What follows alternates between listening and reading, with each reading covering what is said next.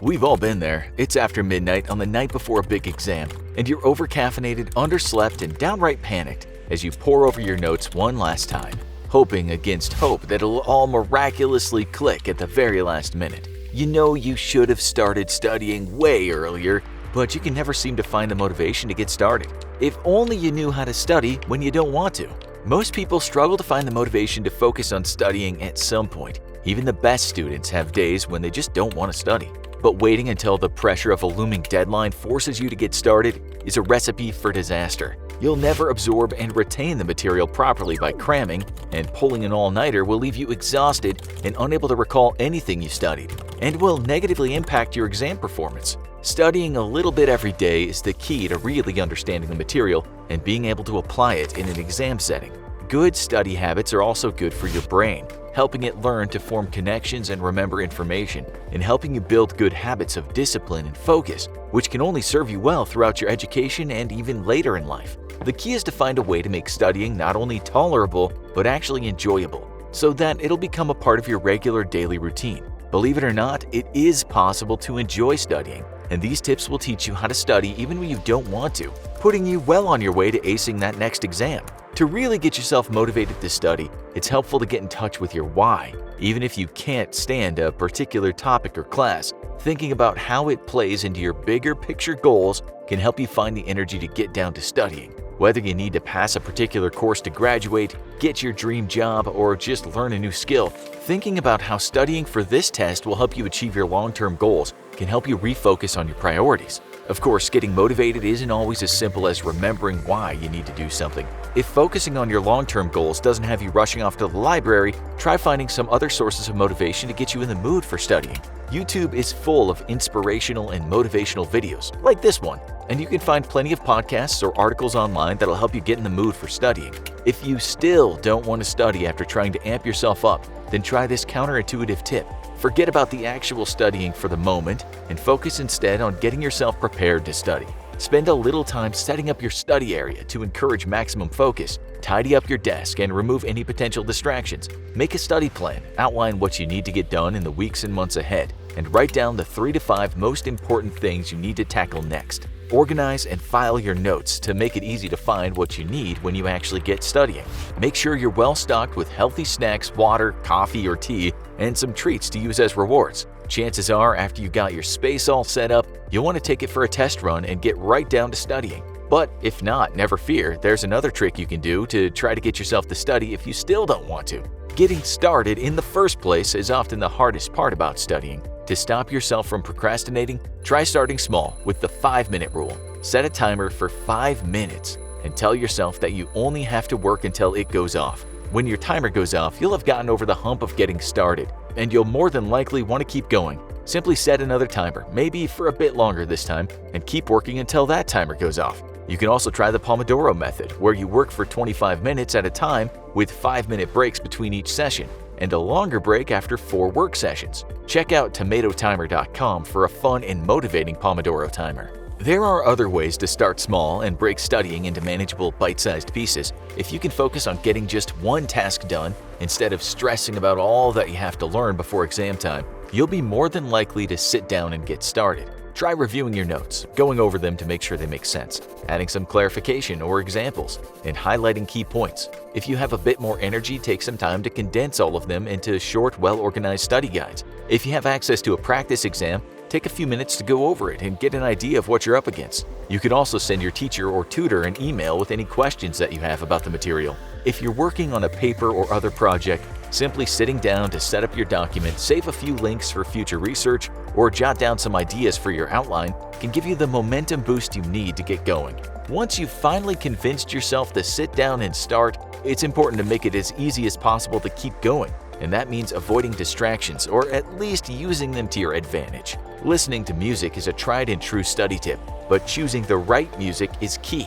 You don't want to get sidetracked singing along to your favorite tunes or get irritated when a song you don't like comes on. Instead, try an instrumental playlist. Classical music is, well, classic, but it's far from the only option. YouTube and other streaming services are full of ambient noise study and focus playlists. Or you could try listening to the score from one of your favorite movies to make your study session feel as epic as a major motion picture. YouTube is a notorious distraction, but when your focus is flagging, you can use it to your advantage to find videos about the topic you're studying to give yourself a break from the books. Of course, you'll have to be careful not to fall into the rabbit hole. If that's an issue for you, consider installing an app that'll block your internet access for a set amount of time, or put your phone away in another room.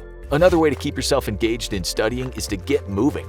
Exercise is not only good for your body, but thinking on the move can help you consider the information you've absorbed in a new way. You can read books or notes while you walk on a treadmill, or listen to audio lectures or homemade recordings of your notes as you walk outside. Going somewhere new to study can also help break up the monotony and give you an energy boost. Besides the library, consider studying at a local cafe, or simply find a quiet place outside. Some people learn best by association, so you might benefit from assigning a specific space or room to each topic you have to study.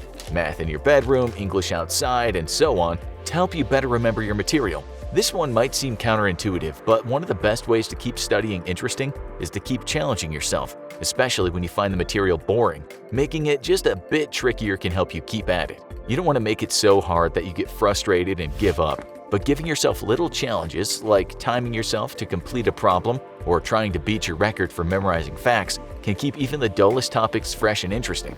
One of the best ways to get yourself to study when you don't want to is to make it fun, and gamification is the best way to do that. We learn better and are more motivated when something is fun. Just to think about all the time you spent trying to reach that next level of your favorite game on your phone when you should have been studying instead. We can apply these principles to studying too, and not only to make studying more tolerable but more effective. Flashcards are a classic study tool for a reason. Not only does making them help you organize and remember your material, but they're an easy and portable way to drill yourself on the fly and keep yourself sharp. But if you're looking for something a little more interesting, try these tips. You can find an abundance of mnemonics to help you remember important points for any subject. For example, the phrase "Happy Henry likes beer but could not obtain 4 nuts" can help you remember the first 10 elements of the periodic table of elements: hydrogen, helium, lithium, beryllium, boron, carbon, nitrogen, oxygen, fluorine, neon. If you can't find a ready-made memory aid, you can make one up on your own. The act of creating your own memory aid will help cement the learning, and the catchy phrase, song, or rhyme you come up with will help you remember some of the most important points from your studying. If you're more of a visual person, drawing a doodle or even creating a comic strip can help you make sure that your learning sticks with you. If you want to take things to the next level of gamification, you could build your own puzzles and games to help your learning sink in. Board games are great for history and English. Sports can help you learn to apply statistics, and a treasure hunt can help bring science topics to life. If you're tech-savvy, you can even build an app or online game for your material. The process of actually creating your game counts as studying, since you're engaging with the material and applying it to the real world, and you'll be much more likely to look forward to studying it if it involves playing a game. When your motivation is really failing you and you're finding it hard to focus no matter how fun you've made your studying, it might be time to make studying social. Studying with friends can be a recipe for distraction, especially if you're relying on that time to get all of your studying done. But as long as you've put in some time on your own, getting together with some friends who are all focused on the same goal can help reinvigorate you. Talking about the material with others can help cement your learning and get you to think through the material in new ways. You can also make your social studying extra fun by sharing some of the games and memory tools you've created, or by role-playing as a group. You can also play some group games together, like study-themed Truth or Dare, where you have to complete a study dare like writing a paragraph or answering a problem if you don't know the answer to the truth question. Studying with friends can be a nice way to make studying more fun. Just make sure you stay on topic. Finally, it's important to reward yourself for a job well done. If you've achieved your study goals, make sure to pat yourself on the back. Positive reinforcement will make your brain want to repeat the activity to get that good feeling again. If you're the type of person who loves buying fresh school supplies, consider treating yourself to a nice new notebook or some fancy pens to encourage you to keep studying. Plus, neat and attractive notes can actually help you better absorb the information. If you need more immediate gratification, check out writtenkitten.com. This ingenious website will show you a different picture of an adorable kitten for every 100 words that you type.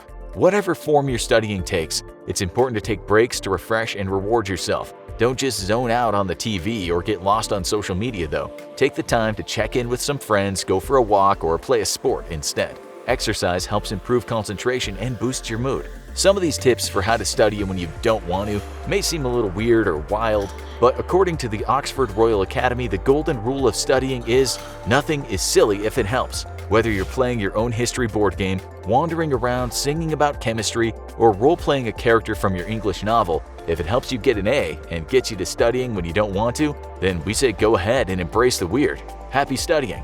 If you need just a little bit more information before you get down to studying, you'll want to check out our other helpful videos, like this one called Scientifically Proven Best Ways to Study, or maybe this other video is for you.